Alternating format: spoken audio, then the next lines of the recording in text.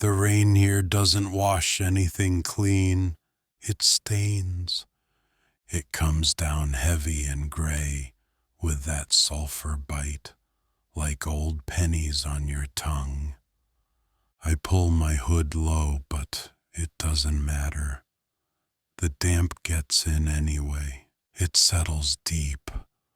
A cold ache that reminds you the sickness is still out there, waiting in the water. Under my boots, the street is gone, just crushed brick, gray mud, and the old world ground into paste. This place has a rhythm, a heartbeat that shakes the puddles. Thump, grind, hiss. I follow it through the dead city, past hollow buildings and busted signs nobody can read anymore. Then I see it, a rusted mass of metal squatting in a crater like it fell from the sky and never got back up. A factory once. Now, a church. The walls are patched with hides and scrap. Faded red warning marks stare out like angry eyes. I step inside. Dry heat hits my face, sudden as an oven door cracking open. Dust hangs in the air, and rust floats in it like slow snow. 24 people huddle in the shadows.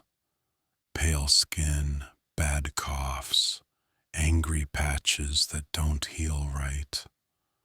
They wear rags stitched with copper wire and bits of that smooth, bright plastic that never rots. Nobody looks at me. Their eyes are locked on the center of the room.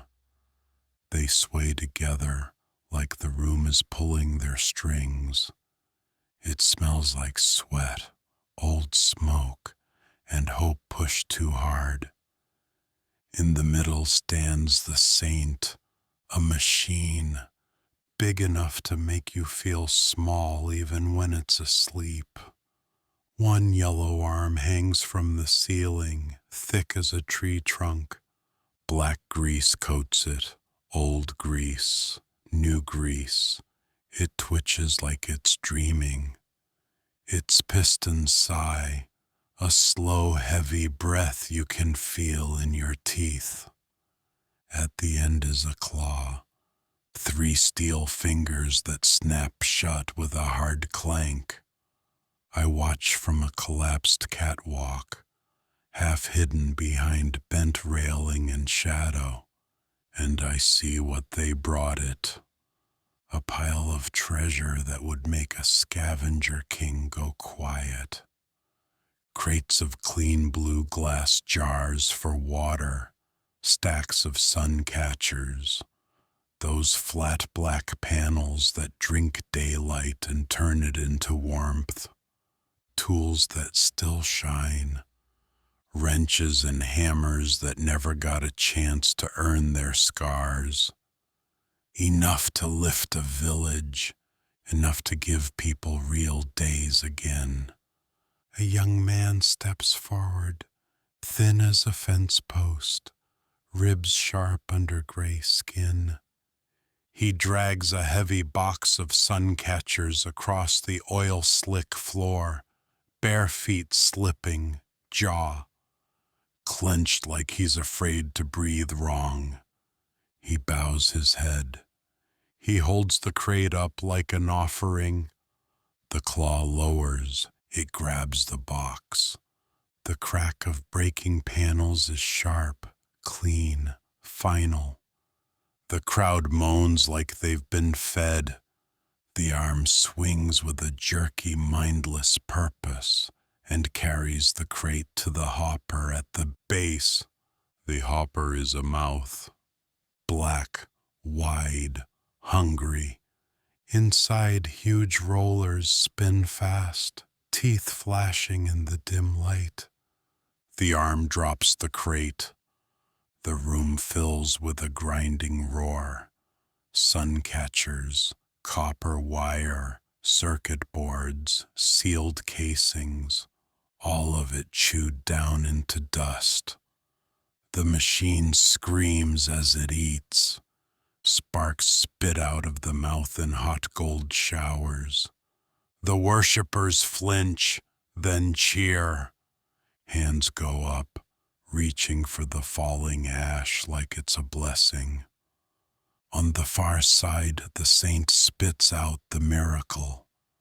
A pile of gray slag, warm, useless. That's what they came for. They think the saint is changing the offering into something holy. They think feeding it their best finds buys them safety.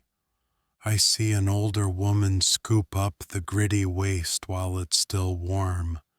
She smears it across her forehead like a mark, like medicine, like proof. She doesn't know she's rubbing poison into her skin. She just knows the ritual. I look back at the waiting pile, an iron heart, a coil box that could wake lights in a sleeping house, filters for breathing masks, seeds sealed tight in jars, a future you can hold in one hand. They'll feed it all. They'll grind the seeds to dust. They'll chew the filters into sand. They'll crush every chance they have, because the saint demands it. The weight of it hits me harder than the rain outside. The world didn't end in one bright moment. It's ending here, quiet, day by day, piece by piece. These people remember the shape of power, but not what it was for. They took a tool that made things and turned it into a mouth. If I went down there, if I tried to stop the arm, they'd tear me apart without thinking twice. To them, I'd be stealing from a god. So I stay where I am, hidden, listening.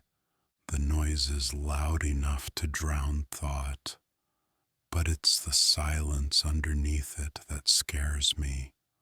The silence of a future that never gets to start. I back away. The smell of hot metal and burned promise sticks in my throat. I step back into the rain. Gray water runs down my face, cold and indifferent. Behind me, that rhythm doesn't stop. Grind, hiss, crush. It follows me for miles, like the heartbeat of something dying that refuses to admit it's dead.